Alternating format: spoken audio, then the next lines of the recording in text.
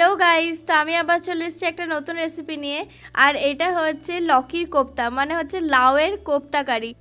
তো যদি এই রেসিপিটা ভালো লাগে তাহলে লাইক, শেয়ার অ্যান্ড সাবস্ক্রাইব করতে একদম ভুলবে না। তাহলে তাড়াতাড়ি দেখে নিই যে আমি কিভাবে এই লাউয়ের কোপ্তা কারিটা বানাচ্ছি। তো এই কোপ্তা কারি বানানোর জন্য তো প্রথমেই আমি এখানে কোপ্তাগুলো বানাবো। তো সেই জন্য আমি এখানে দেখো লাউটা নিয়েছি, আর লাউটা ভালোভাবে কদুকস করে নেবো। এখানে যে বড় ছিদ্রগুলো আছে সেটা দিক দিয়ে আমি কদুকসটা করে নিচ্ছি।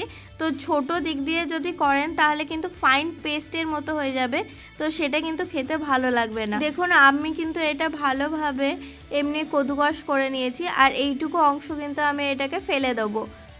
এরকমভাবেই কিন্তু আমি বাকি যে লাউগুলো আছে সেগুলো কদুকস করে নিয়েছি। এখানে আমি মিডিয়াম সাইজের একটা লাউ নিয়েছিলাম।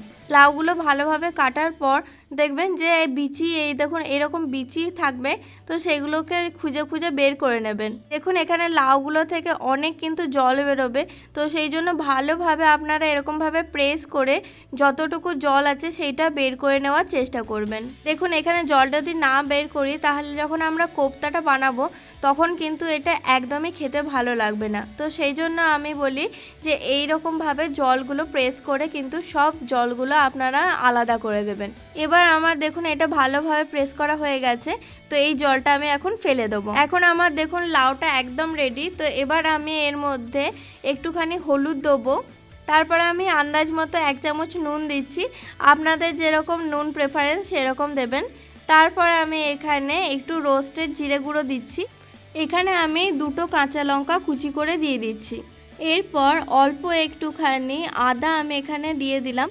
এবার এগুলোকে ভালো করে মাখতে হবে, তো সেই জন্য আমি এখানে 2 চামচ মতো বেসন নিয়েছি। আপনারা কিন্তু একদমই বেশি একবারে বেসন নেবেন না, কারণ এখানে আমি লাউয়ের কোপ্তা বানাচ্ছি, বেসনের নয়। তো লাউয়ের টেস্টটা আসবে সেই জন্য আমি এখানে অল্প অল্প করে বেসন নেবো আর ভালোভাবে মেখে নেব। এখানে আবার যদি বেসনের প্রয়োজন মনে হয় তো আবার আমি 2 চামচ দেবো, তারপরে আমি ভালোভাবে মেখে নেব। দেখুন মাখার পর আমার মনে হচ্ছে যে আর একটুখানি বেসন লাগবে, তো সেই জন্য আমি আবার একটু বেসন দিচ্ছি। এই 1 চামচ থেকে 1.5 চামচ মতো দিয়ে আমি ভালোভাবে এটা মেখে নিচ্ছি। তো দেখুন এটা কিন্তু আমার এবার ভালোভাবে মাখা হয়ে গেছে, আর এটা কিন্তু মাখার সঙ্গে সঙ্গে আমরা ভেজে নেব। যদি আমরা এটা রেখে দিই তাহলে কিন্তু এটা থেকে জল বেরিয়ে যাবে। তো সেই জন্য আমি এখানে কড়াইয়ে তেল দিয়ে দিচ্ছি, আর এটা মিডিয়াম আছে আমি ভাজবো। এটা ভাজতে মোটামুটি 4 থেকে 5 মিনিট মতো সময় লাগবে। এটা কিন্তু আমি প্রত্যেক 1 থেকে 2 মিনিট অন্তর অন্তর এটাকে আমি উল্টে পাল্টে ভালোভাবে ভেজে নেব। আর এইটা কিন্তু আপনারা একদম মিডিয়াম আঁচে ভাজবেন। আপনারা যদি হাই ফ্লেমে ভাজেন তাহলে কিন্তু এইটা তাড়াতাড়ি লাল হয়ে যাবে, কিন্তু এটা ভেতরটা একদমই কাঁচা থেকে যাবে। দেখুন 5 মিনিট হয়ে গেছে আর কোপ্তাগুলো কিন্তু ভালোভাবে ভাজা হয়ে গেছে, দুদিকটা একদম ভালোভাবে লাল হয়ে গেছে, আর ভেতরটাও একদমই ভালোভাবে ভাজা হয়ে গেছে। তো সেই জন্য আমি এখন এই কোপ্তাগুলোকে এক এক করে তুলে নেব। আমি এখানে টিস্যু পেপারের উপরে রাখছি যাতে এক্সট্রা যে অয়েলটা আছে সেটা সোক করে নেয়। এবার আমি গ্রেভি বানাবো, তো সেই জন্য আমি এখানে সাদা তেল দিচ্ছি, আর তেলটা গরম হয়ে যাওয়ার পর আমি এখানে 1 চামচ মতো গোটা জিরে দিচ্ছি। তো জিরেটা 30 সেকেন্ড হয়ে গেছে, তো এখন আমি এখানে পেঁয়াজ দিচ্ছি। পেঁয়াজগুলোকে আমি ফাইন চপ করে নিয়েছি, আর এখানে আমি 2টো পেঁয়াজ দিয়েছিলাম। তো পেঁয়াজটা আমি মিডিয়াম আছে 2 মিনিট মতো ভাজবো, আর পেঁয়াজের কালারটা যখন চেঞ্জ হয়ে যাবে তখন আমি এখানে অন্য কিছু অ্যাড করব। তো দেখুন এখানে কিন্তু পেঁয়াজের কালারটা চেঞ্জ হয়ে গেছে। তো এখন আমি এখানে টমেটো অ্যাড করছি, আর এখানে আমি 2খানা টমেটো নিয়েছি, আর এগুলোকে ভালোভাবে কুচি কুচি করে নিয়েছি। আমি এখানে টমেটোগুলো ছোট ছোট টুকরো করে নিয়েছি। তো আপনারা কিন্তু এখানে পিউরিও ইউজ করতে পারেন। যতক্ষণ না টমেটোগুলো সফট হচ্ছে ততক্ষণ কিন্তু আমি এখানে কোনো পেস্ট ইউজ করব না। তো দেখুন এখানে কিন্তু টমেটোগুলো এখন ভালোভাবে সফট হয়ে গেছে। তো এখন আমি এখানে আদা, রসুন আর লঙ্কা এই বাটাটা আমি ইউজ করছি। এখানে কিন্তু লঙ্কাটা হচ্ছে একদম পাকা লঙ্কা যেটা, সেটা আমি পেস্ট করেছি, তো সেই জন্য এর কালারটা খুব সুন্দর এসেছে। এরপর আমি এখানে হলুদ দিচ্ছি, তারপরে আমি এখানে দেবো একটু জিরে গুঁড়ো, তারপর আমি দেবো 1 চামচ মতো ধনে গুঁড়ো, আর এটা আমি কালারের জন্য দিচ্ছি কাশ্মীরি লঙ্কা 1 চা চামচের মতো। তো এখন আমি এই মশলাগুলো ভালোভাবে মিক্স করে নেব। যতক্ষণ না এই মশলাগুলো একটু কাঁচা ভাব চলে যায় ততক্ষণ আমি এটা মিক্স করে নেব।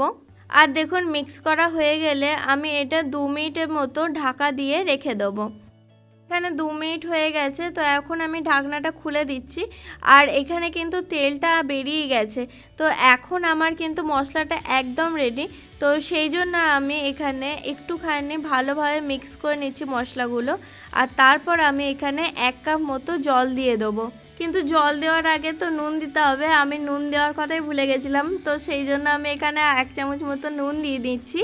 আর এইটা আমি ভালোভাবে মিক্স করে নিচ্ছি এরপর। তো দেখুন এখানে ভালোভাবে মিক্স করা হয়ে গেছে। তো এখন আমি জল দিতেই পারি। তো এই জন্য আমি এখানে 1 কাপ মতো জল দিয়ে নিচ্ছি। আর এটা আমি ঢাকা দিয়ে রেখে দেবো। এটা 1 ফুট দেবো, তারপর আমি এখানে কোপ্তাগুলো দিয়ে দেবো। তো দেখুন এখানে কিন্তু 1 ফুট দিয়ে দিয়েছে। তো আমার গ্রেভি কিন্তু একদম রেডি। তো সেই জন্য আমি এখন এখানে কোপ্তাগুলো যেগুলো আমি ভালোভাবে ভেজে রেখেছিলাম সেগুলো আমি এখানে পরপর দিয়ে দিচ্ছি। তো এইগুলো দেওয়ার পর আমি এটা ঢাকা দিয়ে রেখে দেবো 2 মিনিটের জন্য।